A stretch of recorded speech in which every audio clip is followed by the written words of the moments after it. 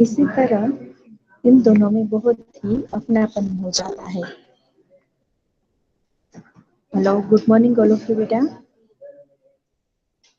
Hello boys. Hello. Good morning ma'am. Good morning. यहाँ पर हमें लेसन नंबर 15 जो अगले लास्ट लेक्चर में हम समझ चुके हैं, लेसन नंबर 15 उसका नाम है दाच्यू। दाच्यू का मतलब होता है बड़ा भाई।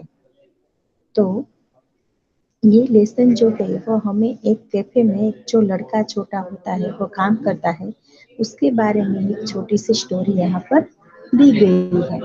तो इस स्टोरी के लेखक है वो है शेखर जोशी। तो शेखर जोशी जी ने हमें बताया है कि यदि कोई अपनेत्व भरे कोई हमें दो शब्द अपरिचित व्यक्ति के निकट ले आता है, यानी कि कोई व्यक्ति जो है वो हम उनसे उसे कुछ वो हमारे संबंधी या दोस्त ये कुछ नहीं है, लेकिन फिर भी हम उससे अपने लगने लगते हैं और वो भी हमें अपने लगते हैं। क्यों लगने लगते हैं? क्योंकि वो अपनत्व भरे शब्द बोलते हैं, इसीलिए। तो ये कैफे वाला जो बॉय होता है वो कितने वर्ष का था? 9-10 वर्ष का था। आप सब ने लेसन पूरी तरह समझ लिया है, लेकिन फिर भी मैं एक बार रिवाइज कर देती हूँ ताकि इसकी स्टोरी जो है वो याद आ जाए। बराबर है? तो 9-2 वर्ष का 10 वर्ष का जो पहाड़ी लड़का था, उसके यहाँ एक बार एक जगदीश बाबू नामक व्यक्ति आते हैं और उन दोनों में बहुत ही अपनापन लगने लगता है। बाद में वो बड़ा भाई यानी कि दाच्यू कहकर बुलाने लगता है, लेकिन वो एक बार जो है वो दाच्यू दाच्यू कह के उसे बोला करता था। वो पहाड़ी लड़का यानी कि उस लड़के का नाम था मदन। तो वो लड़का मदन जो है वो बार बार उसे दाच्यू कहकर बुलाता था। वो जगदीश बाबू को पसंद नहीं आया, तो इसीलिए वो उसे एक बार डांट देते हैं कि तुम बार बार मुझे दाच्यू दाच्यू क्यों बुलाते हो। बाद में वो मदन नाम का जो 9-10 साल का छोटा बच्चा था वो एकदम से नाराज हो जाता है और निराश भी हो जाता है कि मैं जिसे यहाँ मेरा तो और कोई अपना है नहीं, लेकिन ये जो व्यक्ति थे वो मुझे अपने बड़े भाई जैसे लग रहे थे, उसने भी आज मुझे मेरा अपमान कर दिया। तो मेरी प्रतिष्ठा पर बहुत बड़ा आघात लगता है। तो इसके बाद जो है वो एक कोने में जाकर चुप से रोने लगता है। और बाद में एक दिन क्या होता है कि वो मदन के सॉरी वो जगदीश बाबू के साथ उसके मित्र हेमंत भी आते हैं और वह उसे बुलाते हैं, फिर भी वह उसके पास जल्दी से जाता नहीं है। वो जाता है और वह सब उससे हेमंत जी और उसको पूछते हैं कि आपका नाम क्या है बेटा? तो वो कहता है कि दाच्यू, सॉरी वो कहता है कि बॉय, यानी कि कैफे में जो लड़के काम करते हैं उन्हें सब बॉय कहकर ही बुलाते हैं। तो ये हेमंत ने दोबारा उसका नाम पूछा, फिर भी वह कहता है कि मेरा नाम बॉय है। तो साहब मुझे सब बॉय कह के ही बुलाते हैं, लेकिन वह अंदर से एकदम जगदीश बाबू के प्रति गुस्से थे, क्योंकि उसे अपने जैसा लग रहा था, लेकिन वो जगदीश बाबू ने उसका अपमान कर दिया था। तो यहाँ पर हमें इस लेसन में समझाया जाता है कि बालक मदन और जगदीश बाबू के बीच अपनत्व और तिरस्कार का ऐसा ही विपरीत संबंध बन जाता है जिसे हम अपना समझने लगते हैं। वही जब दिल तोड़ देता है तो उसकी क्या प्रतिक्रिया होती है, यही हमें इस दाच्यू लेसन में बताया गया था। तो चलो अब देखते हैं इस लेसन की क्वेश्चन आंसर। तो मदन का गांव किस पहाड़ी क्षेत्र में था? चलो, हेलो, मदन का गांव किस पहाड़ी क्षेत्र में था? कोई बता सकता है? ए मसूरी, बी शिमला, सी दार्जिलिंग या डी अल्मोड़ा? तो इसका आंसर होगा डी अल्मोड़ा। नंबर 2, दाच्य कहानी के अंत में नए ग्राहक हेमंत को मदन ने अपना नाम क्या बताया? ए मदन, बी पहाड़ो, सी बॉय या डी बेश। तो उसने अपना नाम सी बॉय बॉय बताया। नंबर 3, अल्मोड़ा के पहाड़ी क्षेत्र में माँ को क्या कहते हैं? तीजा, गीजा, लीजा या ईजा। तो डी ईजा कहते हैं। अपनी माँ को क्या कहते हैं पहाड़ी क्षेत्र में? लोग ईजा कहते हैं। इसके बाद है क्वेश्चन नंबर 4, हेमंत जगदीश बाबू का कौन था? तो ए पड़ोसी, बी मित्र, सी सहपाठी या डी रिश्तेदार। तो वह उसका सहपाठी था।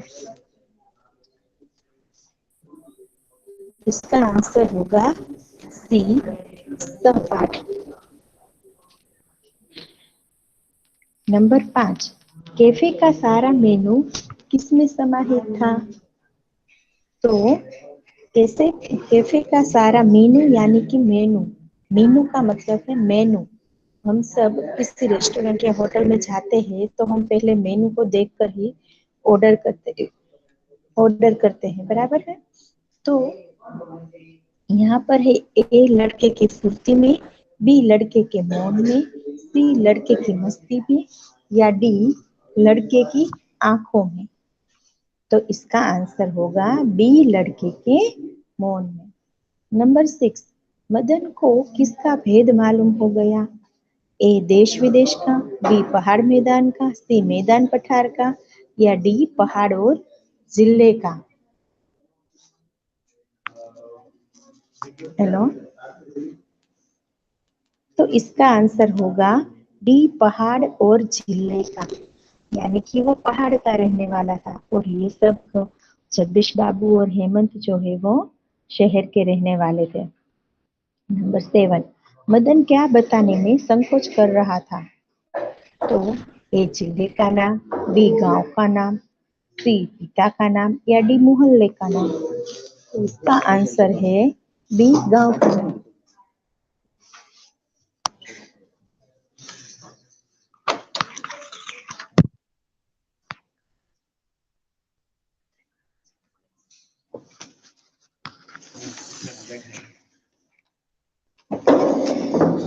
इसके बाद है मदन क्या बताने में संकोच कर रहा था?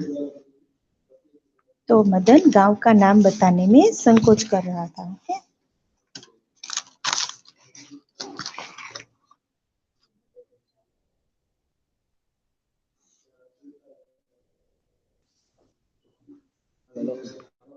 इसके बाद है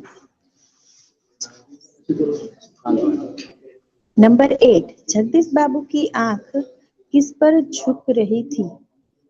तो ए टेबल पर रखी राखदानी पर, बी खाने की प्लेट पर, सी मित्र हेमंत पर या डी चाय की प्याली पर। तो इसका आंसर होगा सी चाय की प्याली पर, सॉरी डी चाय की प्याली पर।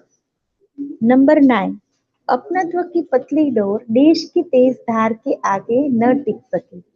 तो इसका आंसर क्या होगा? ए क्रोध, बी प्रेम, सी अहम या डी अभिमान। तो इसका आंसर होगा अहम। नंबर 10, दाचू शब्द की आवृत्ति पर जगदीश बाबू के ए मन को चोट सी लगी, बी मध्यम वर्गीय संस्कार जाग उठे या सी अतीत का एक पृष्ठ खुल गया या डी भीतर का अहम जाग उठा। तो इसका आंसर होगा मध्यम वर्गीय संस्कार जाग उठे। नंबर 11, मदन की आंखों के सामने ए अंधेरा सा छा गया, बी जगदीश बाबू का तमतमाया चेहरा था या सी विगत स्मृतियां घूमने लगी या डी दाच्यू की कवि छूट गई। तो इसका आंसर है कि विगत स्मृतियां घूमने लगी। तो सबको ये पूरे विकल्प जो है वो बेटा समझ में आ गए बेटा? बॉयज, अब इसके बाद है मदन का गांव किस पहाड़ी क्षेत्र में था? तो मदन का गांव अल्मोड़ा के पहाड़ी क्षेत्र में था। नए ग्राहक हेमंत को मदन ने अपना नाम क्या बताया?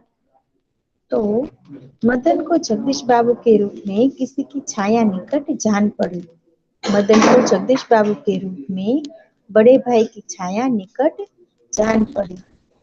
नंबर 3, जगदीश बाबू का अकेलापन कैसे दूर हो गया? तो अपने ही क्षेत्र के कैफे बॉय मदन के मिल जाने के बाद जगदीश बाबू का अकेलापन दूर हो गया। नंबर 4, जगदीश बाबू को क्या अच्छा नहीं लगता था? तो मदन का बार बार दाचू कहकर संबोधित करना जगदीश बाबू को पसंद नहीं था। नंबर 5, जगदीश बाबू कैसे संस्कारों के व्यक्ति थे? तो जगदीश बाबू मध्यम वर्गीय संस्कारों के व्यक्ति थे। नंबर 6, नए ग्राहक हेमंत को मदन ने अपना नाम क्या बताया था? तो नए ग्राहक हेमंत को मदन ने अपना नाम बॉय बताया था। नंबर 7, जगदीश बाबू के व्यवहार से मदन को चोट क्यों पहुंची? तो जगदीश बाबू के व्यवहार से मदन को चोट पहुंची क्योंकि अपने प्रति उसके अपनत्व का प्रहार किया था। नंबर 8, अल्मोड़ा के पहाड़ी क्षेत्र में माँ को क्या कहते हैं? तो हमने अभी वो ब्लैंक्स में सॉरी विकल्प में समझा कि अल्मोड़ा के पहाड़ी क्षेत्र में माँ को क्या कहते हैं? ईजा कहते हैं। क्या कहते हैं? ईजा कहते हैं। नंबर 9, मदन जगदीश बाबू को क्या कहकर संबोधित करने लगा था? तो मदन जगदीश बाबू को दाज्यू कहकर संबोधित करने लगा था। नंबर 10, दाज्यू का अर्थ क्या है? दाज्यू का अर्थ बड़ा भाई होता है। नंबर 11, मदन को किसका भेद मालूम हो गया? मदन को पहाड़ और झीले का भेद मालूम हो गया था। नंबर 12, मदन के मन की व्यथा कैसे दूर हो गई? तो सिसकियाँ भरकर रो लेने से मदन के मन की व्यथा दूर हो गई। क्वेश्चन नंबर 2, निम्नलिखित प्रश्नों के उत्तर 2 या 3 वाक्यों में लिखिए। नंबर 1, जगदीश बाबू ने अपनी शंका का समाधान कैसे कर लिया? तो कैफे में बॉय मदन को देखकर उन्हें लगा था कि शायद यह उन्हीं के यहाँ का लड़का है और बाद में मदन से वार्तालाप करके उन्होंने जान लिया कि उनकी शंका सच थी। इस तरह उन्होंने अपनी शंका का समाधान कर लिया था। नंबर 2, मदन अपने गांव का नाम बताने में संकोच क्यों अनुभव कर रहा था? तो मदन के गांव का नाम टोटियाल गो था और अपने गांव की निराली संज्ञा के कारण उसका नाम बताने में उसे संकोच हो रहा था। नंबर 3, जगदीश बाबू के चेहरे को होती एकाकीपन की स्याही कैसे दूर हो गई? तो जगदीश बाबू कैफे में आने से पहले ही बहुत एकाकीपन महसूस कर रहे थे, परंतु मदन से बातचीत होने पर उन्हें मालूम हुआ कि वह अपने गांव के एक पड़ोसी गांव का लड़का है और इस प्रकार मदन के प्रति अपनेपन का भाव आने पर जगदीश बाबू के चेहरे पर होती एकाकीपन की स्याही दूर हो जाती है। मदन जगदीश बाबू को दाज्यू कहकर क्यों संबोधित करने लगा? तो जगदीश बाबू और मदन एक ही क्षेत्र के रहने वाले थे और उस क्षेत्र में बड़े भाई को दाज्यू कहकर और जगदीश बाबू को अपने बड़े भाई के रूप में देखने के कारण मदन उन्हें दाज्यू कहकर संबोधित करने लगा। मदन के दाज्यू शब्द की आवृत्ति पर जगदीश बाबू को क्रोध आ गया। मदन कैफे का एक साधारण बॉय था, जबकि जगदीश बाबू जो थे वो मध्यम वर्गीय के व्यक्ति थे। सबके सामने मदन का बार बार दाज्यू कहना उन्हें अपनी प्रतिष्ठा के अनुकूल नहीं लगा। इसीलिए मदन के दाज्यू शब्द की आवृत्ति पर जगदीश बाबू को क्रोध आ जाता है। इसके बाद है निम्नलिखित प्रश्नों के उत्तर 5 या 6 वाक्यों में लिखिए। तो जगदीश बाबू को पहले पहले नए शहर में आकर कैसा लगता था? तो जगदीश बाबू अपने गांव से बहुत दूर के शहर में आए थे। वे अकेले थे।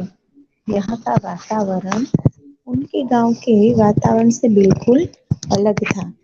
और गांव में यहाँ के चौक जैसी चहल पहल नहीं थी। वहाँ कैफे के जैसा शोरगुल नहीं था। उन्हें लगता था कि जैसे वे अपनेपन की सीमा से बहुत दूर आ गए हैं।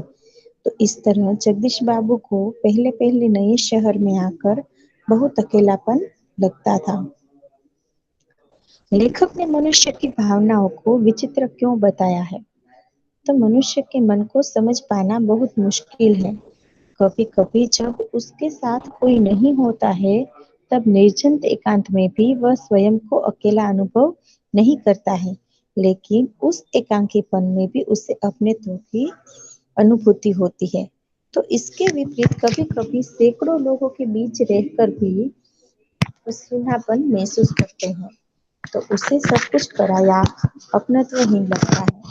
मनुष्य मन इन्हीं की अटपटी स्थितियों के कारण लेखक ने उन्हें उसकी भावनाओं को विचित्र बताया है।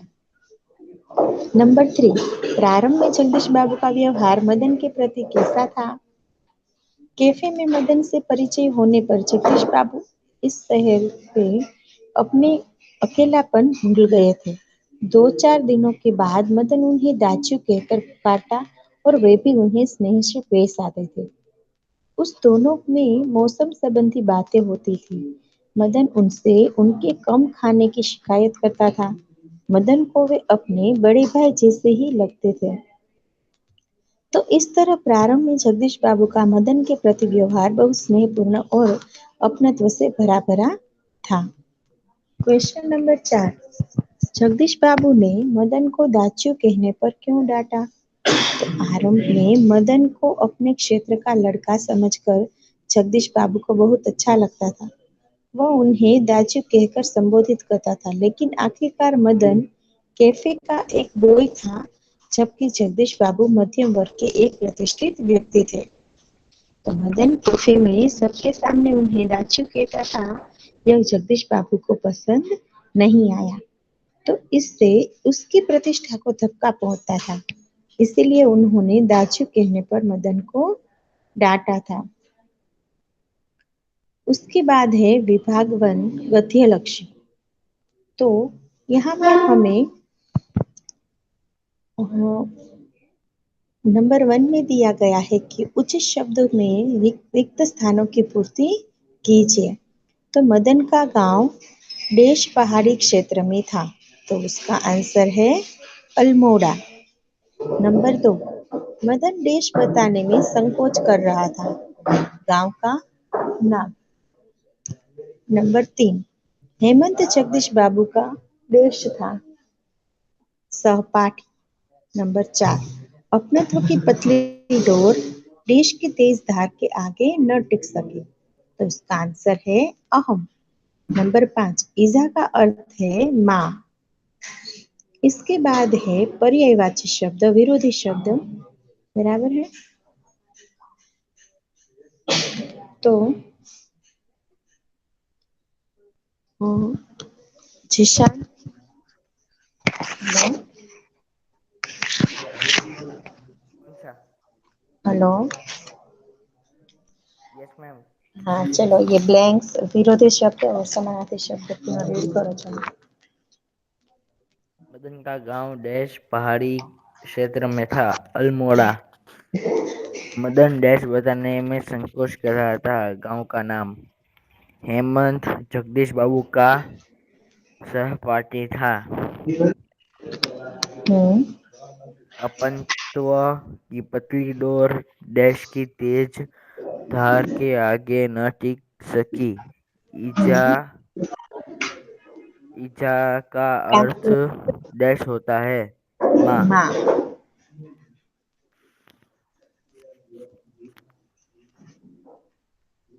अनुमान, अंदाज। निर्जन, सुनसान। झंड्रव, कोलाहल।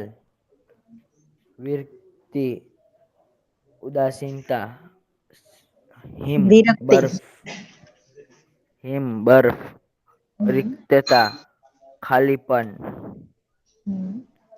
शिथिलता, आलस्य,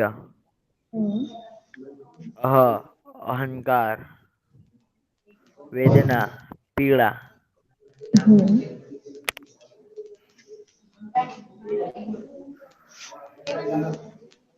थोड़ा बहुत, चंचल, स्थिर, सामने पीछे, अपना पराया, दूर निकट, और स्मृति विस्मृति। स्मृति तो विस्मृति बराबर है। तो आप सबको इस बार याद है ना कि आप सबको 2 2 मार्क्स के क्वेश्चन आंसर आएंगे हिंदी में, और वो आप सबको टाइपिंग करने हैं। Hello voice,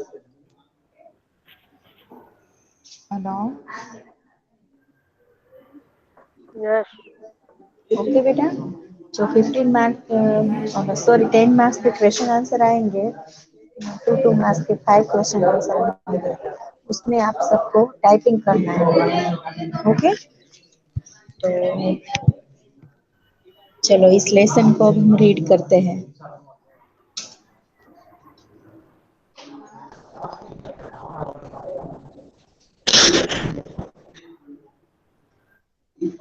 Ali Zaman present है बेटा?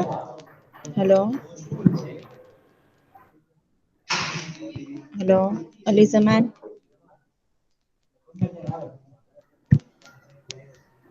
अब्दुल कादिर, हेलो, मलिक अब्दुल कादिर प्रेजेंट है बेटा?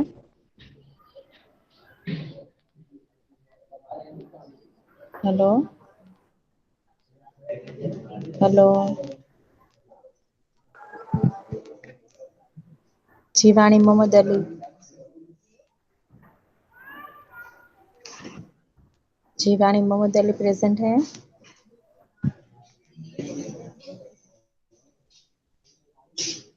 सोना मैम रिकॉर्डिंग स्टॉप कर दो। हेलो, आती है।